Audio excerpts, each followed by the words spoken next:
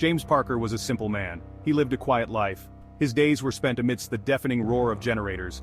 At the sprawling Atlas Industrial Complex, he was just another technician, a cog in the machinery. His world was one of grease, wires, and the steady hum of electricity.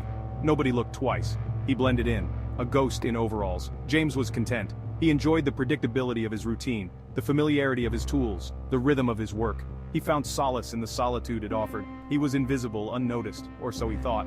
One evening as he was finishing his shift, James stumbled upon something unusual, a misplaced file tucked away behind a dusty cabinet. Curiosity piqued, he reached for it. He couldn't have known this simple act would shatter his world. His life was about to change. The file felt heavy in his hands. It was marked confidential. He hesitated, a knot of unease forming in his stomach. This was not his concern, he should leave it be. But the damage was done. Curiosity had him in its grasp. He opened the file. The contents were explosive, documents detailing illegal arms deals, evidence of espionage. His company, Atlas Industries, was not what it seemed. They were involved in something far more sinister. Fear gripped him. His heart pounded in his chest. He felt like he was stepping into a dark and dangerous labyrinth.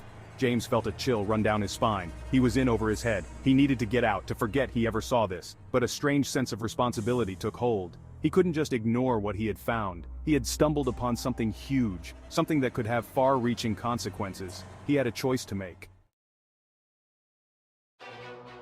Sleep evaded him that night. The images from the file were seared into his mind. He paced his apartment, tormented by indecision. What was he supposed to do? Go to the authorities? What if they were involved? Could he even trust his own shadow? Yeah, the next day a man approached him at work. He introduced himself as Agent Harris from a government agency he couldn't disclose. He knew about the file. He offered James protection, a way out. In return, James had to cooperate. He had to become an asset, a spy. James was torn. His life as he knew it was over. He could run, disappear, but the guilt would eat him alive. Or he could fight back. He could use this chance to expose the truth. The decision was agonizing, but deep down, he knew what he had to do. James agreed to work with Agent Harris. His life as a simple technician was over.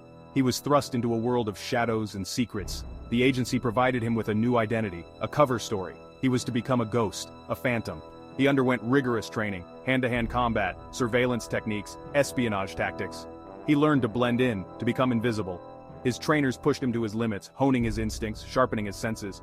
He was no longer the unassuming technician. He was being forged into something else entirely. His first mission was to infiltrate Atlas Industries.